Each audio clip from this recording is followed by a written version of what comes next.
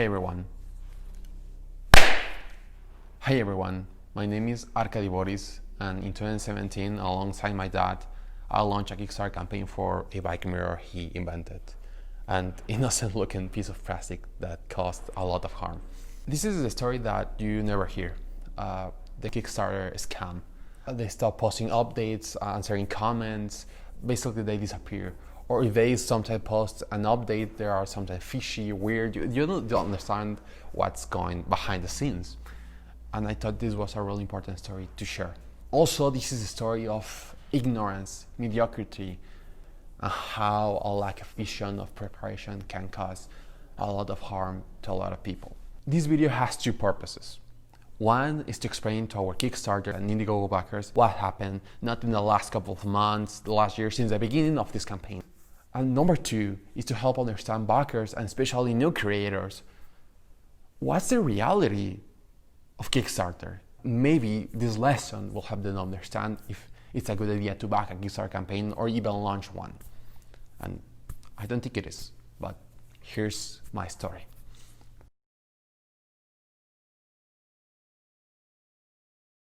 How my dad invented this is very simple.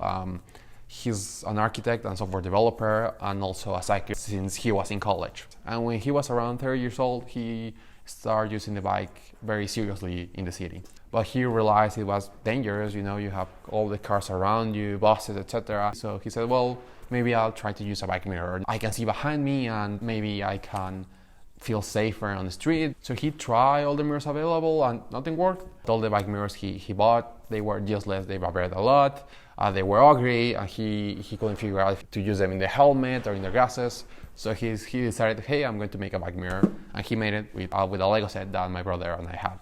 And he used that bike mirror he made probably 10 years, and when an architectural project of his failed, he decided, well, I'm going to try to manufacture this product. Maybe I can sell it. A lot of people ask me about it. It can be a good idea. And it should be easy, of course.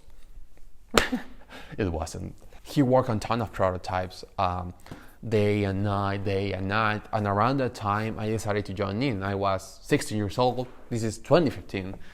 And I said, well, this is a really cool project. I tried all his prototypes. So I also fell in love with the bike as he did in college. So I said, hey, this is a good project, I can help. And so I joined in, and probably that was the worst decision of my life. And after all our prototypes, he actually made it. He made the mirror he wanted. So there it was, hey, let's manufacture it. And how can we do that? Maybe we should launch a Kickstarter campaign, he said.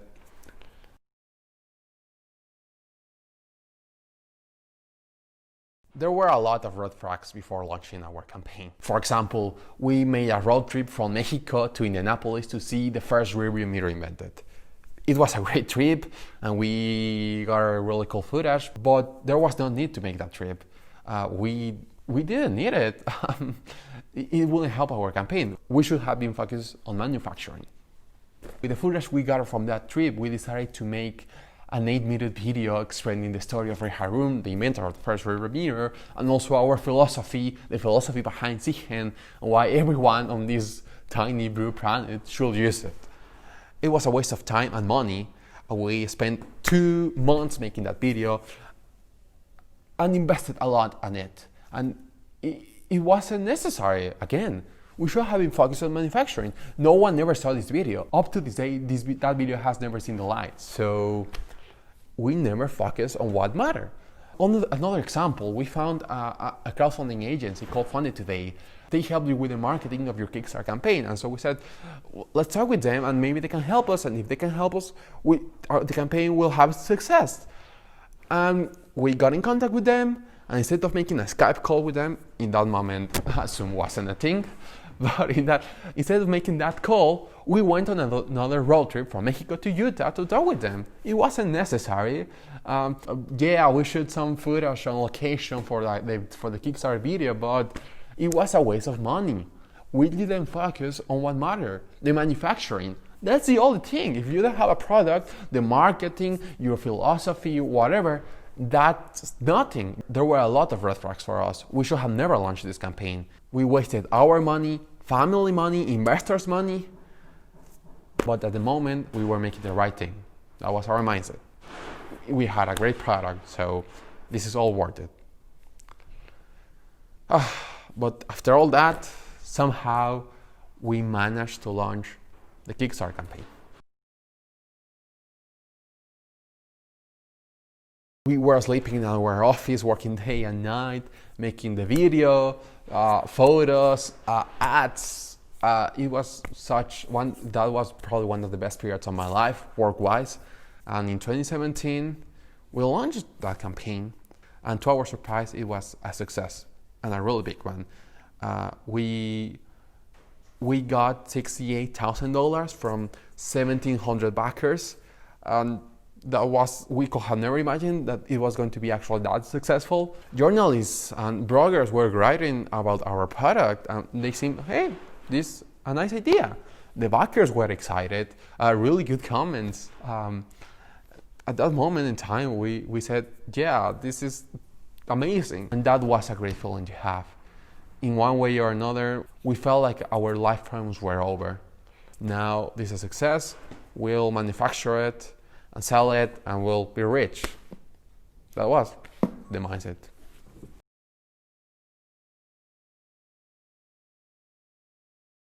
Here's a little secret. Kickstarter doesn't work. At least for hardware campaigns, it really doesn't work. Let me explain what I mean with this. We finished our campaign, and it was time to receive the money, but we didn't receive the $16,000. We received half of it. How? Kickstarter takes a 5% commission, plus a 5% commission that the strike used with. To make it easy, Kickstarter takes 10%. Do you remember Funded Today, the company from the Utah road trip? They are a real special crowdfunding company.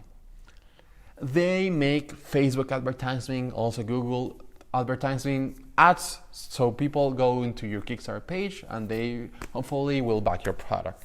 But they work in a very different way. They don't ask for money first. They say, okay, I like your product, it can be a success, I will help you. But at the end of your campaign, you need to give me 30% of what you made. And at the time we said, oh, yeah, that's a great idea, I don't have to pay you, yeah. So, of course. But at the end of the campaign, we gave them 30% of the money we received from our backers. So now Kickstarter 10%, Funded Today 30%, and because we are in Mexico, it was necessary to make an international bank transfer, and it was a mess to make that transfer. The bank charges 10%. The bank and people that help us to make that transfer. So we didn't receive $16,000. We received half of it. So we only have 50% to manufacture the product.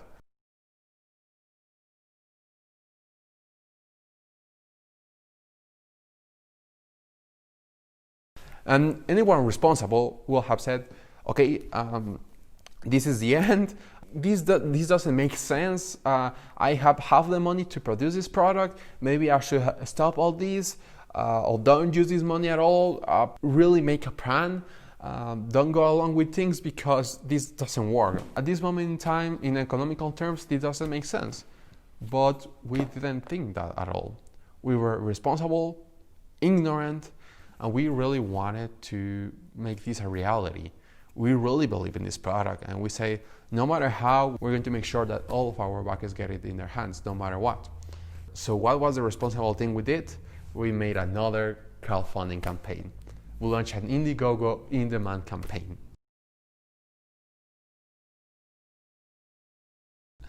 And that was kind of a success.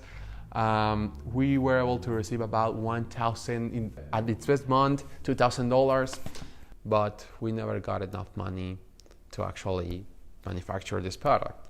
With Indiegogo, that really didn't help at all. And when you don't have money, you look for the cheapest providers. And in our case, we went with an injection mold company, and they say, okay, we will make you a very cheap mold, and it will be ready in 1 month. That's the normal timeline. And it took 7 months to be ready. 7 months. We couldn't start production when our campaign ended. We needed to wait 7 months. Yeah, so that's a huge delay for a product that, in theory, we were going to ship it 2 months at the end of the campaign.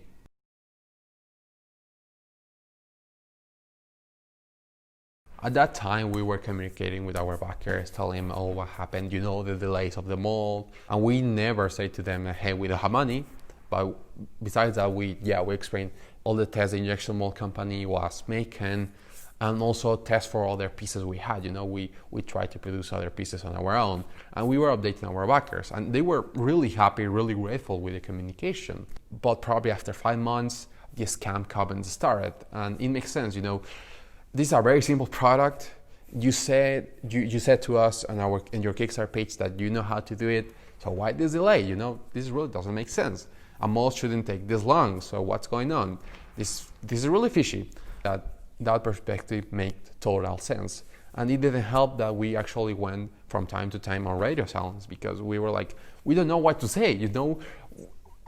The mold is almost ready, but it isn't, and we're doing our test and nothing changes. So we decided, maybe we shouldn't talk and wait until these things are ready. So a huge delay for a simple product and lack of communication, from the outside, that seemed like a scam. But something good happened. After 7 months, finally the mold was making pieces. Finally. And we thought that was the complicated part. Again, we thought that was the complicated part. Ignorance, again. It wasn't. So in our minds, we said, the mold is making the primary parts of the decision. So this is, now comes the easy part. We need to only assemble the small pieces, like a Lego set. We were so wrong.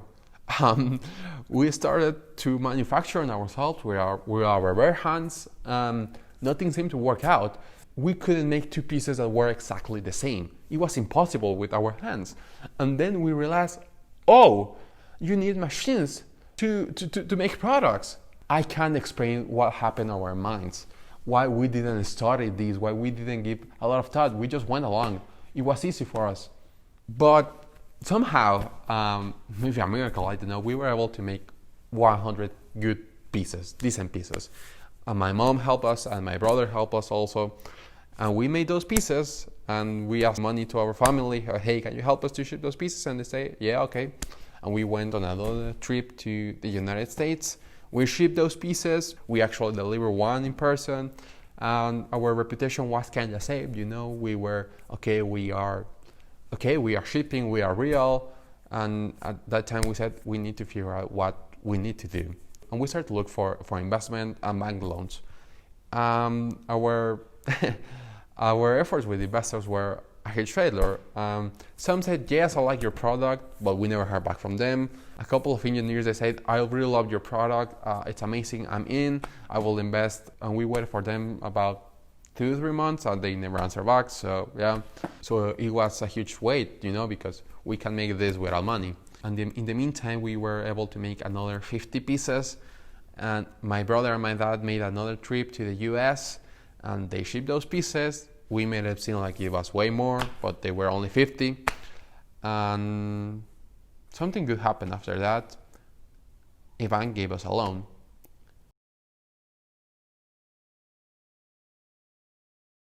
What we should have done with that money?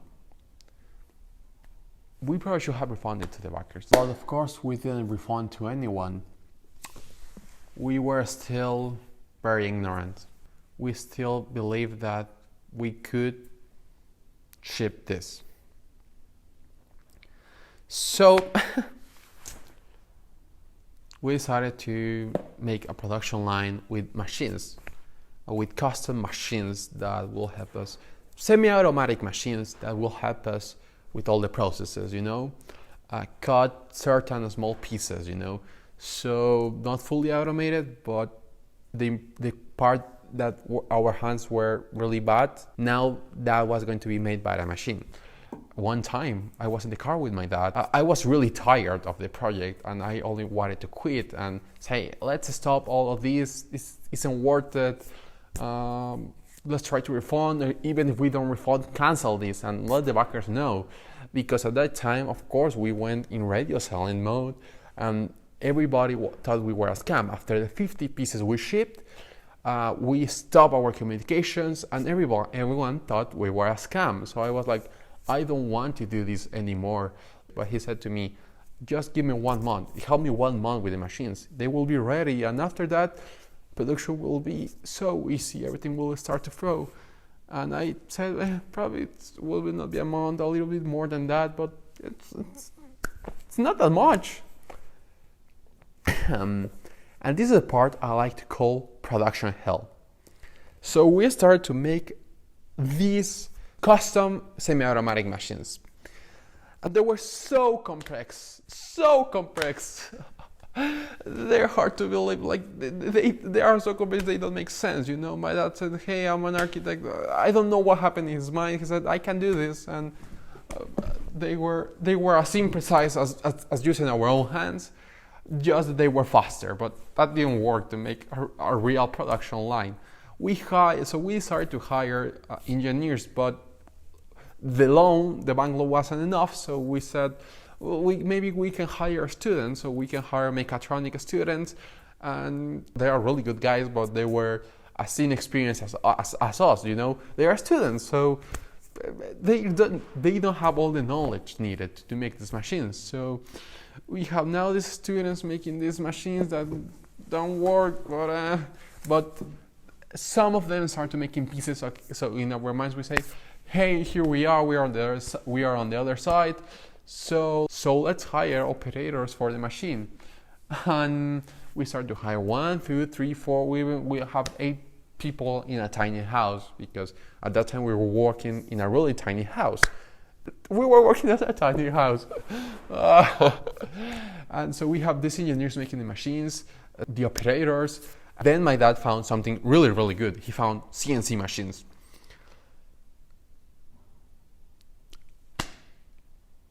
We were trying to make our custom machines that didn't work, and probably 4 months after we started with that, he found the existence of CNC machines, of small CNC machines, and he said, hey, we should use these kind of machines. And yes, it makes sense because it's a standard, they are really precise, they are not as messy, they are what we needed. This is, again, we don't learn, we are ignorant, and we don't study. We discovered CNC machines 4 months after we started making machines.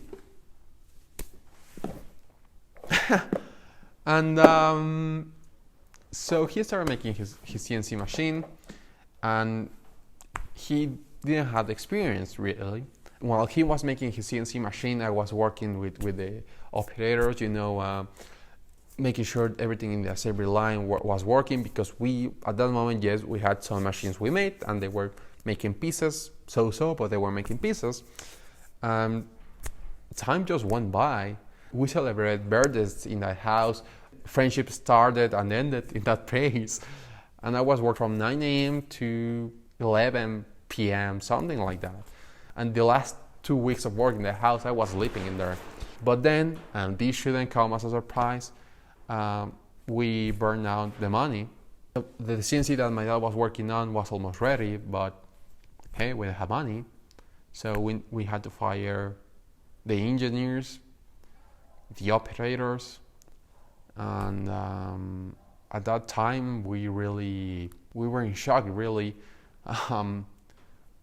Apparently that was the end of this campaign, of this journey, of this product.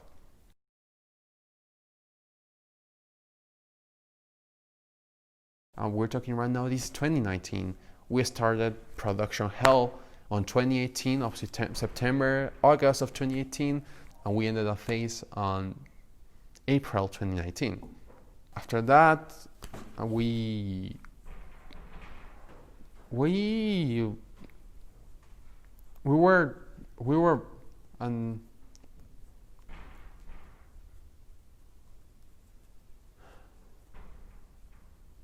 it was really a bad time. During the next 3 months, I couldn't get up from my bed. Since I was 16 years old, this was all my life. And then, yeah, I'm a scam.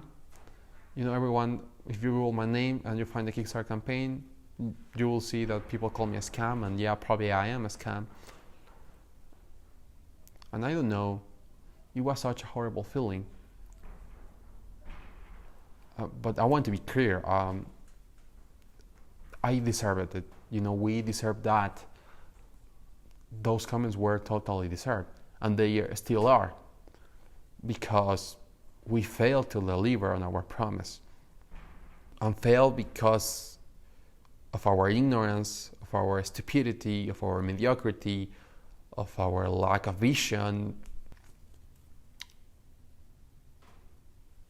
So 3 months went by. The only thing I did was grow my beard, and seeing my dad in the same condition as me, or even worse, didn't help at all. So I decided to go with an aunt, and I spent almost a month there near the beach. That was cool. And then I realized this project absorbed me and kind of destroyed me. I never was a teenager. I only worked for Siegen, and all I had in my mind was the comments of the backers and the production problems we had, and I never wanted to do that. I just wanted, the only thing I wanted to do was the Kickstarter video and the marketing. I never wanted to enter in manufacturing. I almost lost a finger while we were in the production hell phase. So I was really angry with that. I never lived my life. I never did the things I wanted to do. I lost those years. I don't want this anymore. I want to start living my life and being my own person without being involved in my dad's project.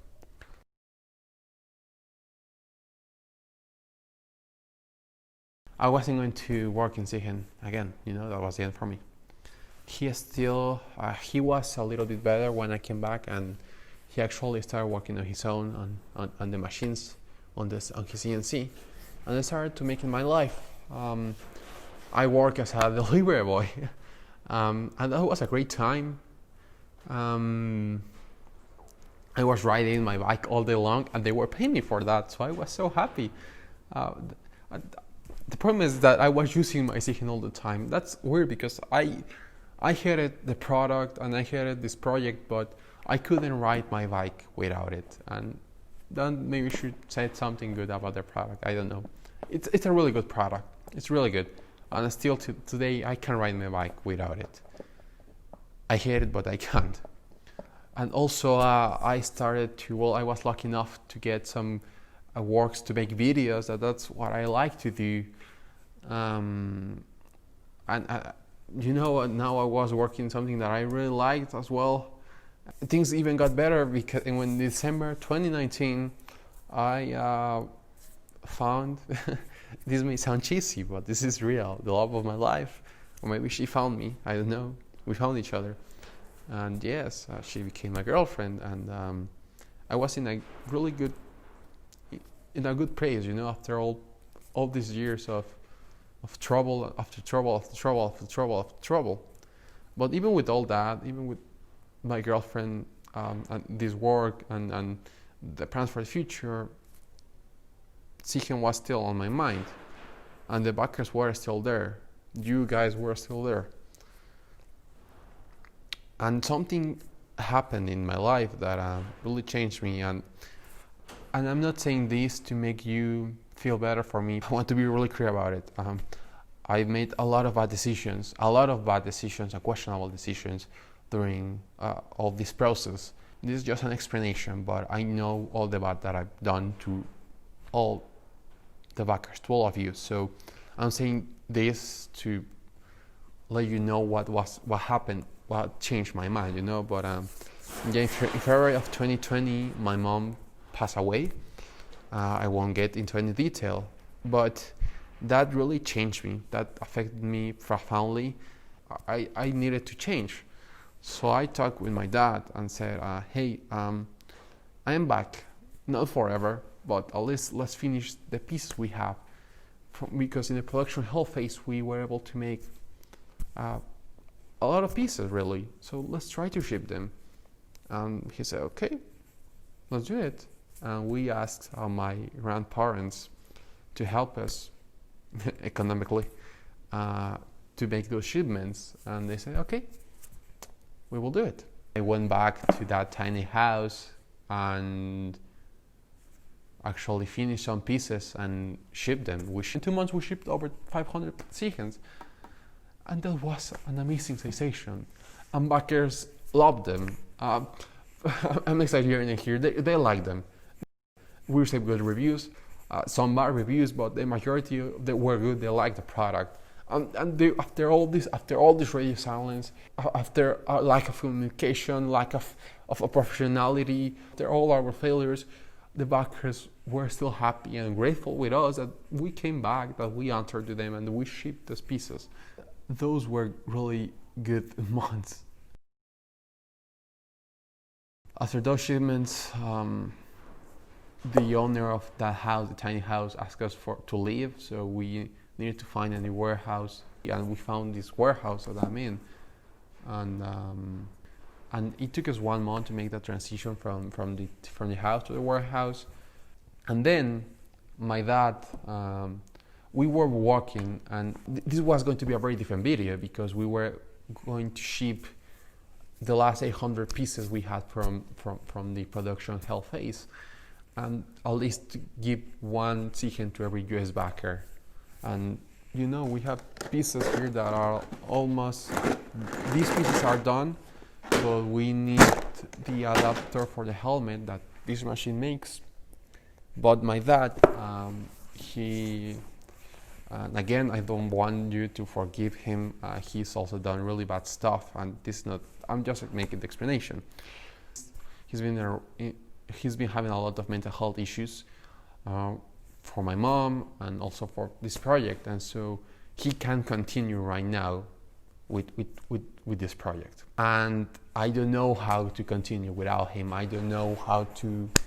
I have no idea how to make this machine work on my own, and I don't have money to pay an engineer. And this seems to be the end, really.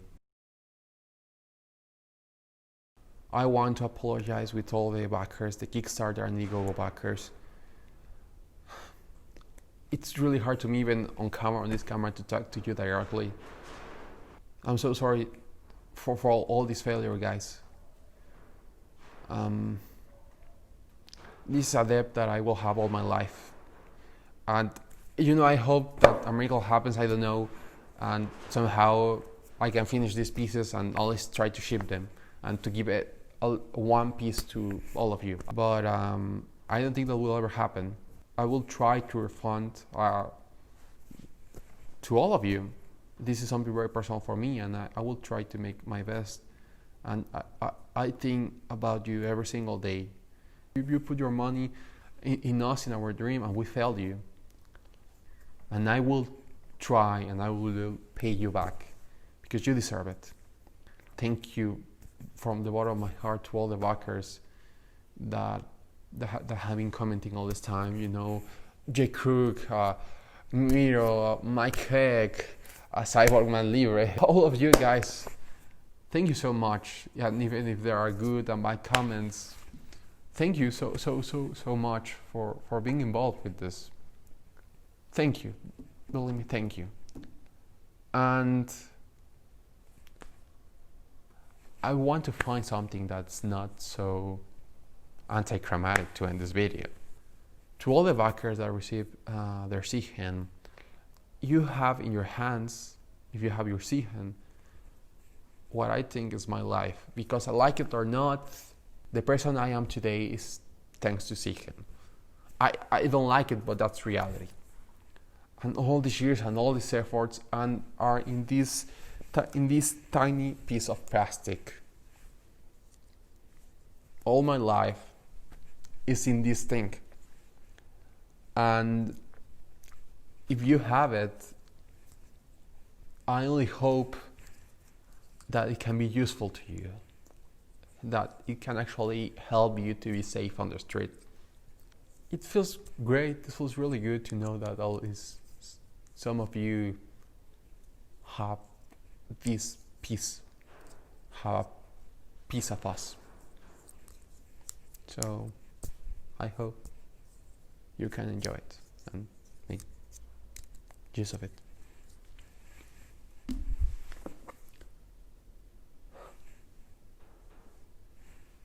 Thank you. Thank you. Thank you so much. Thank you so much for being part of this. And yeah. And yeah.